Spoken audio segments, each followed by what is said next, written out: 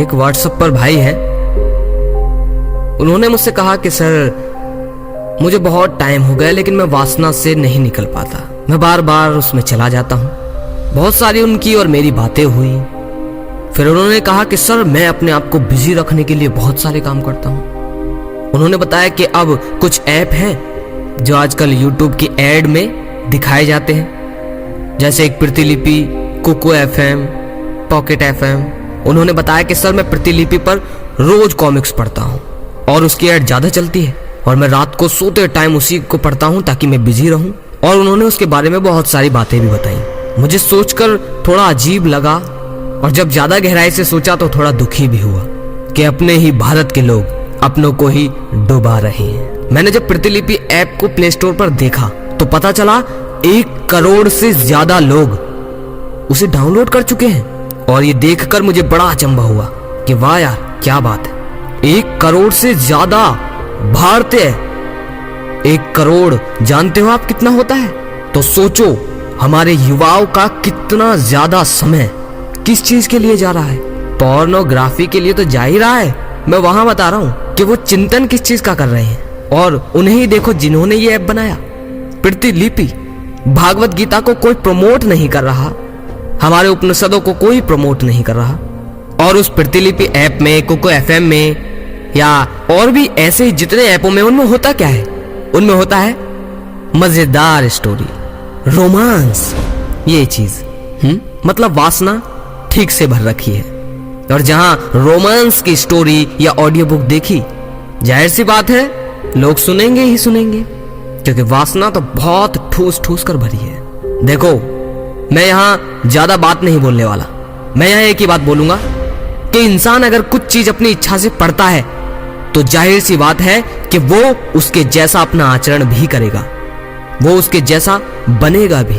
अगर ना ही बनेगा तो उसने पढ़ जो लिया है उसका शरीर उसी तरह रिएक्ट भी करेगा।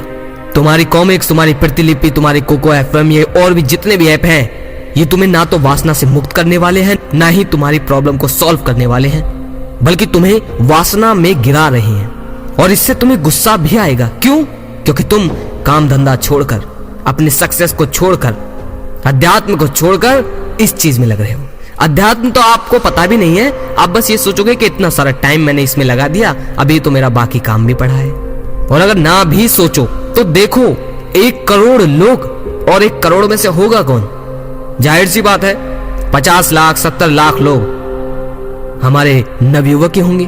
और वो देख क्या रहे होंगे? क्योंकि उनमें पवित्रता भरी बातें तो है नहीं, ये आप भी जानते हैं। देखो अगर तुम्हें जिंदगी में बदलना है, बहुत कुछ करना है, और अगर इस वासना से निकलना है जिसके लिए तुम इस वीडियो पर आए, तो मेरे भाई अपना समय सबसे पहले शुरुआत में भागवत गीता को दो, वहां से शुरू करो। उसे पढ़ने के बाद उसे तो पढ़ते रहो बार बार, लेकिन उसके बाद फिर आध्यात्मिक चीजें पढ़ो। स्वामी विवेकानंद की जितने भी योग हैं वो सारे पढ़ो, उन्होंने जितने भी बातें कही वो सारी जानो, उसे अपने जीवन में अमल करो। गौतम बुद्ध के जितने भी उपदेश हैं, जितनी भी कहानियां हैं, जितने भी उनके जीवन में घटनाएं हुई, वो सारी बातें पढ़ो और वो कैसे थे उनका आचरण करो। इन चीजों में कुछ नहीं रखा। वक्त बहुत जल्दी जा रहा है और इतनी स्पीड से जा रहा है कि आपको पता भी नहीं चलता कि आप कब 40-45 के हो जाते हो और कब उम्र बीत जाती है।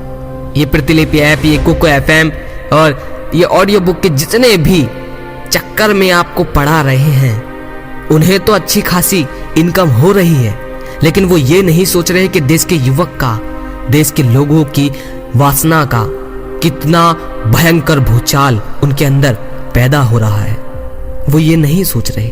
वो सोच रहे हैं कि लोगों को मजा आएगा और लोग पढ़ेंगे, और पढ़ेंगे तो ज्यादा एक्टिव रहेंगे, उस पर एक्टिव रहेंगे तो हमारी एड्स भी शायद शो हो और डाउनलोड कर कर उन्हें पैसा भी मिलेगा।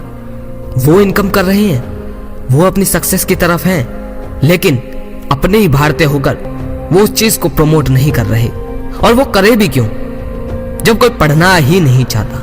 वो भी अपने हिसाब से सही है, लेकिन मैं भी अपने हिसाब से सही हूं। तो मैं बताऊंगा कि मेरे भाइयों इस चक्कर में मत पड़ो।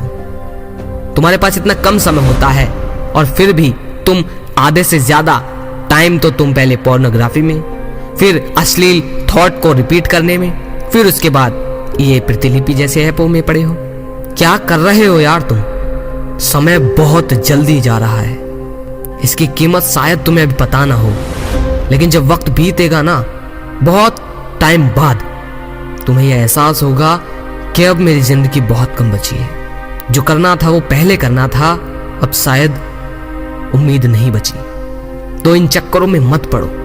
आध्यात्मिक किताबें पढ़ो, उन किताबों का रहस्य जानो जो आज भी किसी कोने में छुपी हुई हैं और लोग इन प्रतिलिपियों में फंसे पड़े हैं। अगर लगे शेयर करने लायक तो प्लीज इस वीडियो को तो ज्यादा से ज्यादा लोगों तक शेयर करो, क्योंकि ये बहुत ज्यादा हो रहा है।